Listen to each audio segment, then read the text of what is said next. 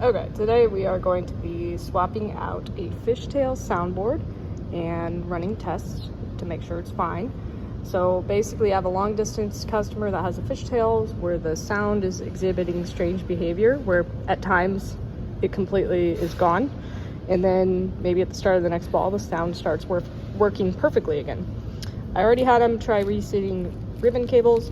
So basically there are multiple things on this board that could be the culprit. So the easiest thing is just to have him send me his board and I will send him a replacement so he's back up and running as soon as possible. So here's the spare WPC soundboard I have. This has been gone through by somebody else at our company. It looks like they already did capacitors on it. Actually, you know what? This one's not too bad. This only seems to have one ROM chip. I just ordered a new ROM chip to make it easy so the customer doesn't have to swap any chips out. So yeah, and just so you know, this bubble wrap is static free. That's going to be one of the important things as we do this swap and as we ship things, to try not to introduce static to the board. First thing to do is to locate the back box keys. In this case, I think the customer has already been back there. We often hang them on a hook inside the coin door. Insert the back box keys into the lock up here. Turn, lift from right here, up and out. If there is a screw here, go ahead and remove it. If not, lift the latch and open the back box. Let's locate the soundboard. It is the top middle one right here. Before touching any boards, ground yourself so you can touch the rail or the ground plate back here so you don't send a shock to the board. You can see it's kind of under these ribbon cables here, so if you want to get the ribbon cables out of the way, you can. So I'll go ahead and show you that. Just kind of take pictures before you take things apart, just in case you need to know where something goes. You can also refer to my video, or most of the connectors are different sizes and have different keys, so it helps you prevent you from plugging in things wrong. But yeah, that's the number one thing to just pay attention to. Make sure you plug everything in correctly. Okay, I got the ribbon cables out of the way. Let's look at the other connectors that need to come off. So we have one here and here. And these are pretty similar looking, so take a picture. You see this one has a wire in the third slot, and this one has a wire in the second slot, so that can help you differentiate them.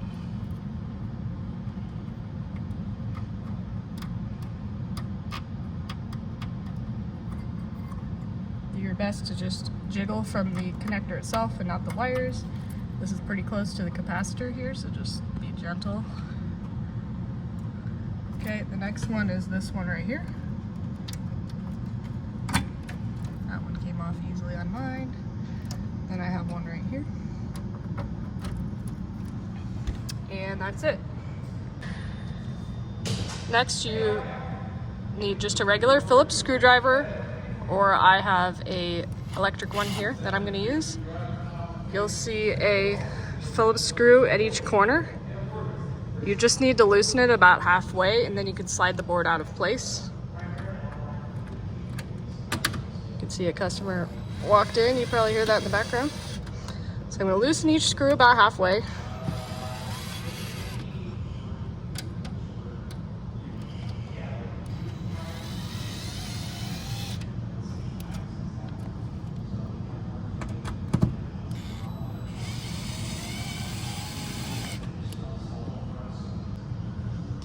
From here, you can lift the board up and out, so you see how the screws are in kind of these slots, but if you lift it, it can come out. Two hands is probably better. If you can, just handle it by the edges. I'm doing one hand here. Okay, so now the board is out. You can set it on static-free surface, so I have static-free bubble wrap, or piece of paper or cardboard works. All right, now I'm going to test the board that I'm about to send the customer. So I'm going to do the reverse process to install it.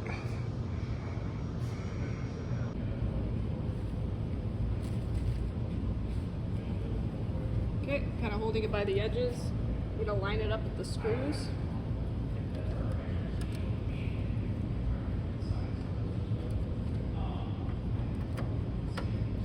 And then slide it down into place.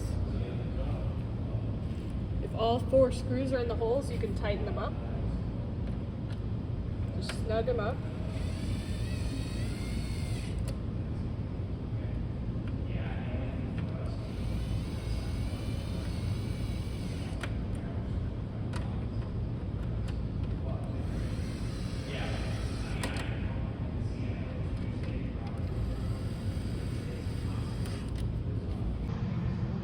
So I basically snugged up all 4 screws so that it doesn't slide up and down anymore, but I didn't do it crazy tight. Let's start putting connectors back. So remember, down here, the one with the wire in slot 2 goes on the left, because these two are very similar. And the one with the wire in slot 3 goes on the right. Then we've got this connector that goes down low below the fuses. It's in a bit of a tangle of wires here.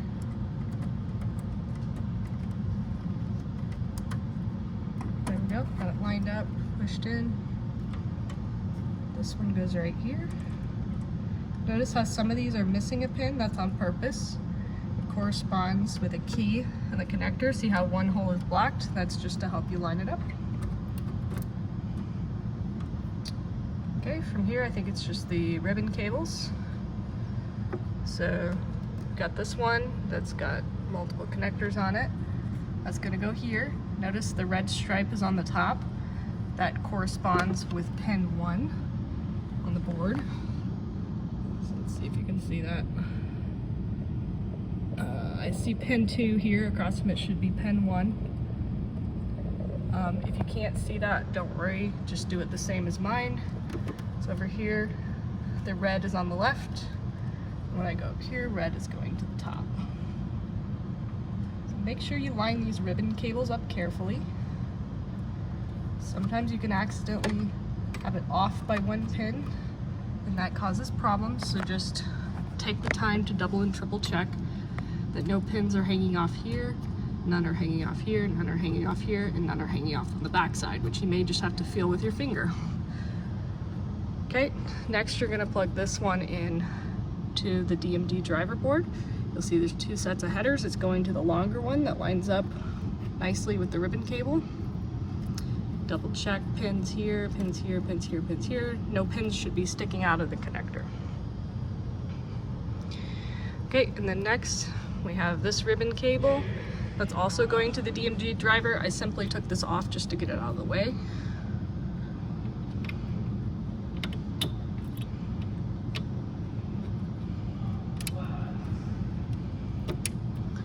Okay, double check. No pins hanging off. Take your time.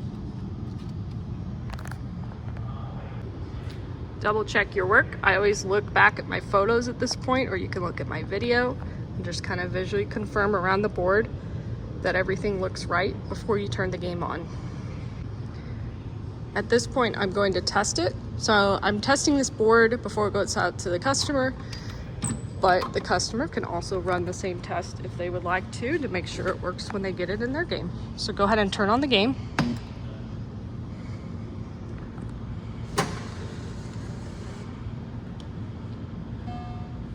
Okay, did you hear that tone? We call that the bong. It should just have one bong when it boots up.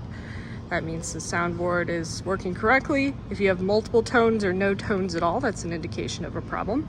But let's go ahead and run a sound test. So open the coin door, you'll see 4 menu buttons. This is the enter button. This page is kind of left and right, and that's back. So go ahead and hit the enter button. Then hit enter again, then the right red button to go to tests, then the right red button to go to sound and music, then enter. Okay, it's running the main theme. And as soon as it says running, like it does automatically, it'll play each track for a few seconds. Here's track 5, 6.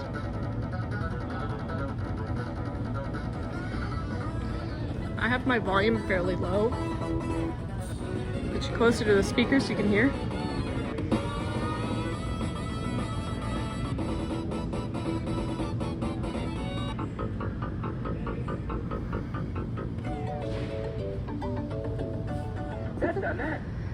Forget about some of these cool sounds, like the high score music. I forgot what that sounded like. Okay, if it seems like all of these are present, then you should be good.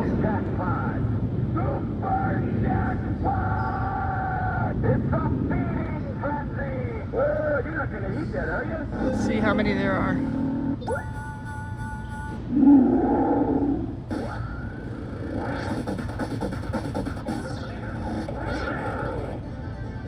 Okay, that was all. So now you can back out of the menu. If things are seeming fine, then you can try playing a game.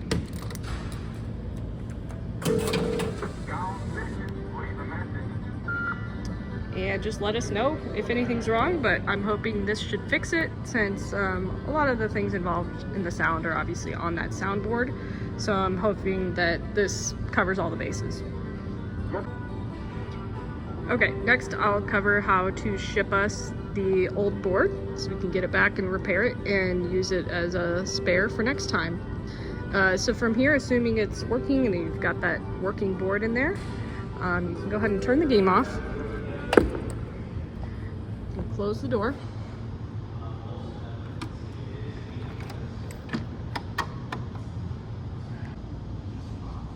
Grab the back glass. Assuming it's still unlocked, you can start it from the top. And then guide it into place. Twist the key to lock it.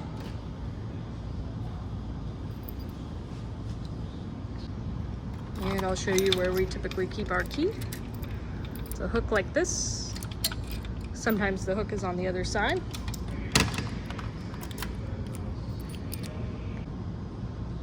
And now I'll show you how to wrap it. So there's a few important things with shipping circuit boards. One is to avoid introducing static to the boards, and 2 is to put enough packing around it so there's at least 1 inch between the board and the box. So I'll show you what I'm going to do. And when you ship us the board back, you can reuse the packaging. So first of all, to be safe, I'm gonna put it in a static-free bag. Static-free bags are pink, so it's different than putting it in a clear plastic bag. You don't want to put it in a clear plastic bag. If you don't have a static-free bag or static-free bubble wrap, I totally understand. An alternative is you can actually wrap the board in aluminum foil, believe it or not. That's a trick I've heard from other companies who specialize in servicing and shipping circuit boards. I'm gonna put some painter's tape on this just to make sure it doesn't slip out of the bag.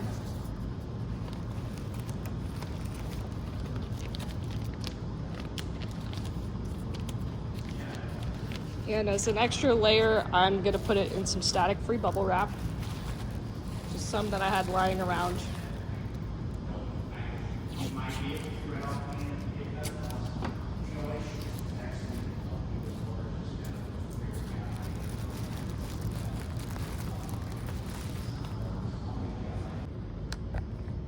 This is the best box I could come up with. It's probably a little oversized, but that's okay because we're gonna pay for shipping. So I put brown paper on the bottom, both sides. And I'm gonna put brown paper top.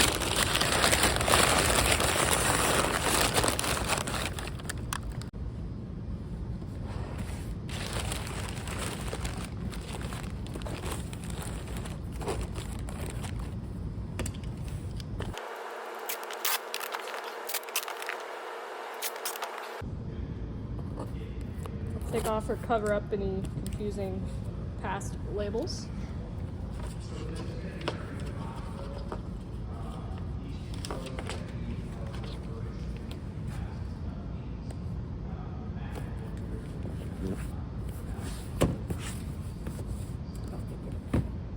Okay, and I'll make a shipping label and send it to you.